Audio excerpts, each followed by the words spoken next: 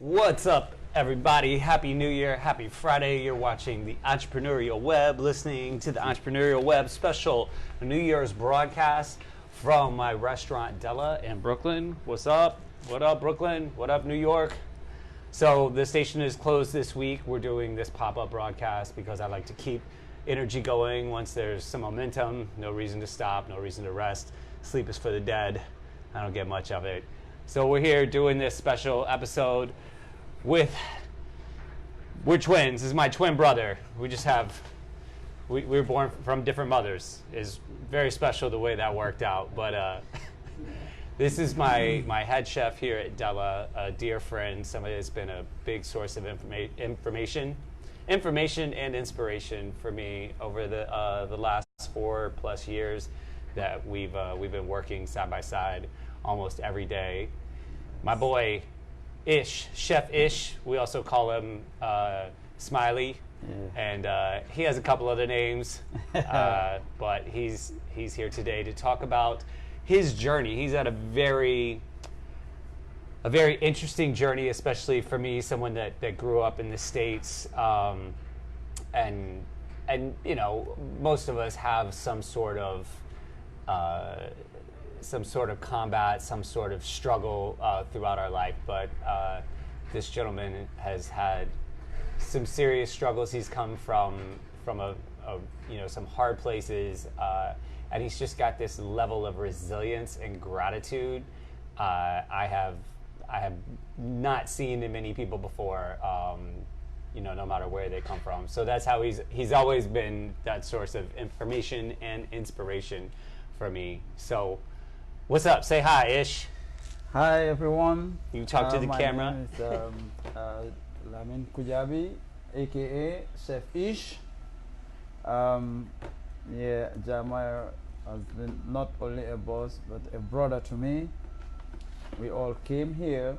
When I came here, he gave me the opportunity to become a sous chef, and then after I became a chef. But now, growing up, coming to this country, excuse me. So I grew up with my parents. We have 6 kids. Well, tell them where you're from first. Where are you from? I am from Gambia. It's a country in West Africa. The coastline. We call the Gambia the smiling coast of Africa. That's where you get your smiling characteristic. Exactly. The so smiling the people coast. are so friendly. Yeah, and.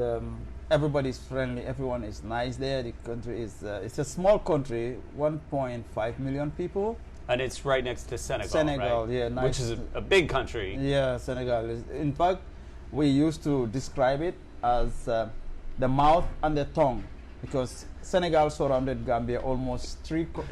So you're the tongue, yeah, huh? 3.5. I mean, like 3/4 way, like almost. Yeah, so we call it the tongue and the mouth, because if you look at the map of the Senegal.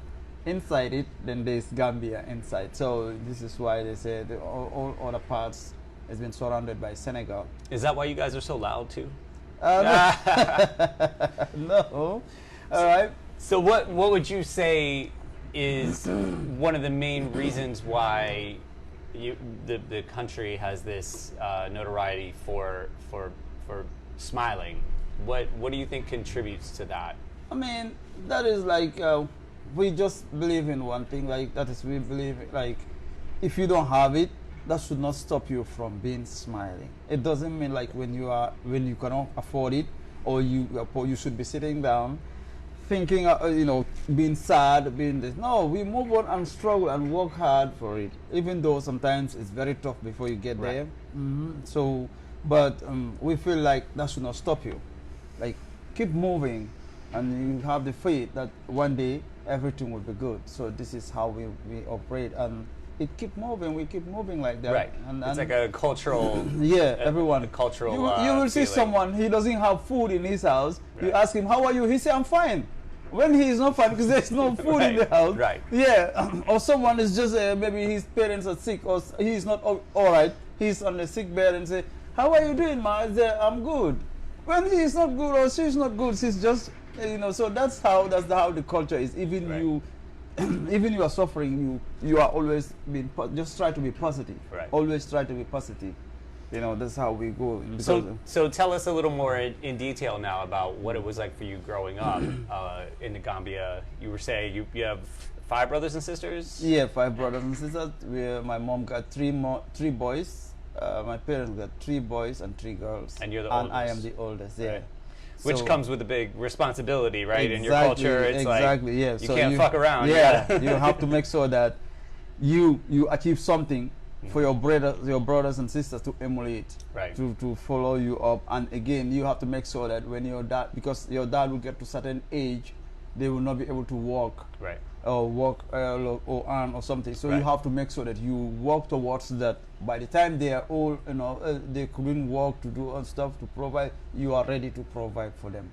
So for you're coming up in this culture that emphasizes no matter what, just having a sense of gratitude. Yes. Like you gotta put on your smiling face regardless. Exactly. But then particularly for you being the oldest son, the oldest child, and being a son as well, within your family structure, you were expected to take on this leadership role. Exactly. You had, like you said, you have to leave something for your younger brothers and sisters to emulate. Exactly. You were the one that they're going to look to once the patriarch can no longer provide the way that he had historically for the family. So you had this, because you always demonstrated very good leadership ability in addition to being super positive. And the two of those, I feel like that's like you know, when Popeye would eat the spinach and he would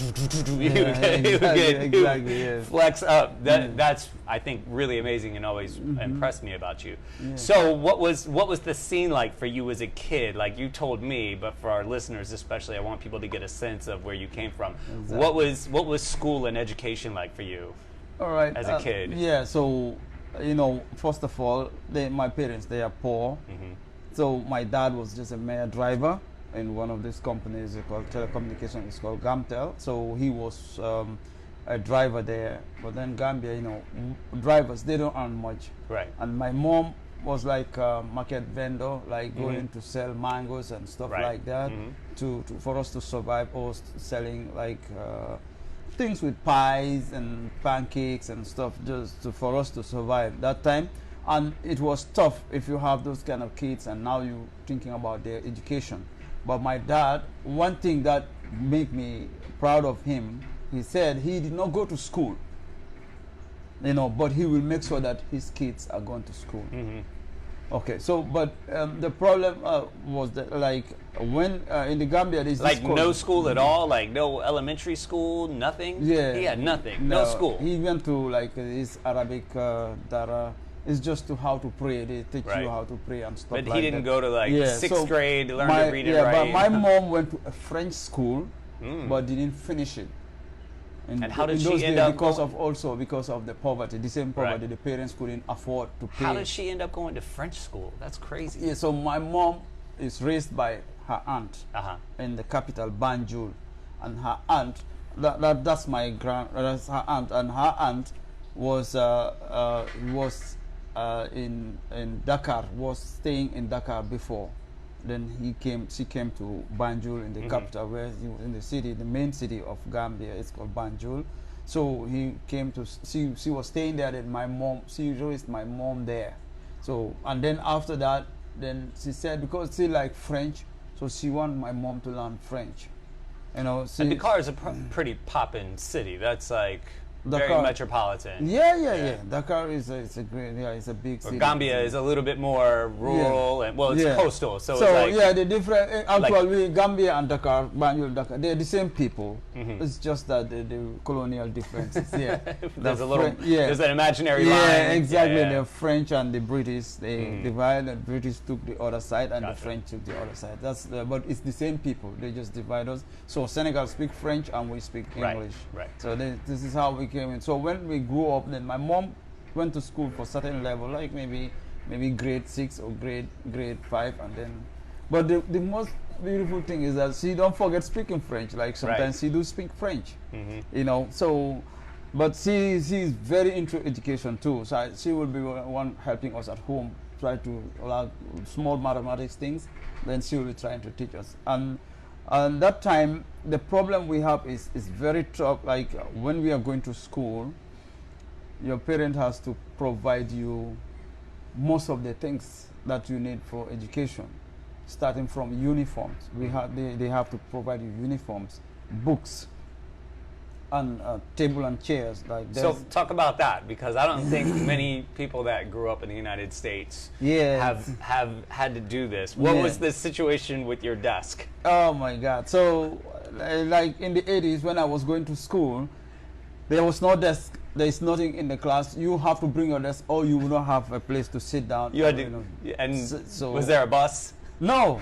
Oh, that's it. That's it. So if your parents are rich, they'll be able to buy you a table and put it in a car, and they take it for you. But for me, my parents are not rich. They couldn't do it, and I'm very ambitious. I want to go to school because I don't want no one to be reading newspapers for me. Right. Or at that time, that was my goal. I was like, I don't want anyone to read newspapers for me. I want to be reading my own newspaper. So when I see people reading newspapers, I admire them.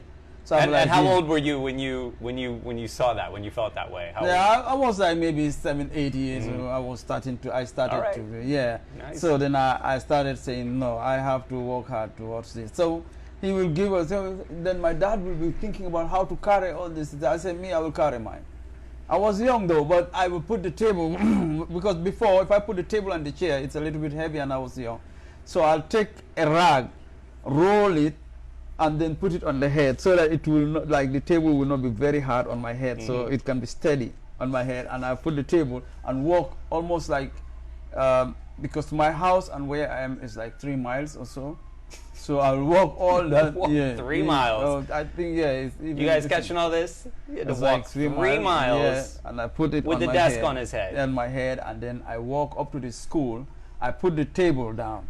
Then I walk back home, and bring the chair. And then the same thing with my younger sisters. By then my other brothers were very young, so they were. You had to go back and get the chair. I have to go back and get the chair. And at the end of the day, did you have to do the same thing? Yeah, so now we're gonna leave it there until the term ends. Okay. When the term ends, then you have to take it back, because if not, so you didn't have to do it every day. No, you have to do it every, like for example, end of term, like end of, for example, you are closing for Christmas. Yeah. So you have to take it home, because if you leave it there, when you come back, you will not find it there. Someone will take it. Right. Yeah. So you have to make sure that you take it back. Or sometimes they may be shaky and stuff like that, so you take it back. You gotta fix it. Then you have to. So my dad has these hammers and nails in the house. He will do himself, like, because you cannot pay a carpenter to come and fix that again. So he will try to bring the and started hammering it. And started hammering. That's how I fix things too. I shake it a little bit. I'm like, and then he will be like, I think it's good. Yeah, then he will be hammering. Okay, this one is good. Then you take it in the store. We take a small, like, corrugated room. He nailed it himself, and he said it's gonna be a store. So that's our story. Right. So anything that we have, so he will put it there, and then we'll keep it. When we open school again, we carry it again, go to school. So I remember one time when I was going to school, and there's someone, in Gambia, like sometimes when your parents are too much known in this political arena, they tend to take some advantage over you. Yeah. So there's this girl, I don't know, her parents, people are saying he's a counselor or whatever. So she took my chair from my class, because the lucky thing I have was that my uncle was a carpenter, but he don't stay in the house where we are. But so when he made that chair, he wrote my name under it, and no one knows that. No one know. We don't. Even me, I didn't know until at the latter part. He told me, I wrote your name under the chair, so that in case, on the table, so in case if it's lost, because someone's gonna take it. So he told me that. I said, that was coming. So it looks like I know. One day I woke up in the morning, I was rushing going to school. I didn't see my chair. So my teacher said, okay, you know what, go around the other classes and see, maybe you will see it lying down somewhere. I said, okay. But then I went and I found one girl sitting down there. I was like, oh, I'm sorry, this is my chair. The teacher of the class, of the girl, said, it's not my chair, he's not going to give it to me. I said, no, this is my chair. My father bought it for me. My father made. So I was standing helpless. I started crying. I was like, because I have no power. The teacher is saying that I'm not going to take it, and I know that this is my chair.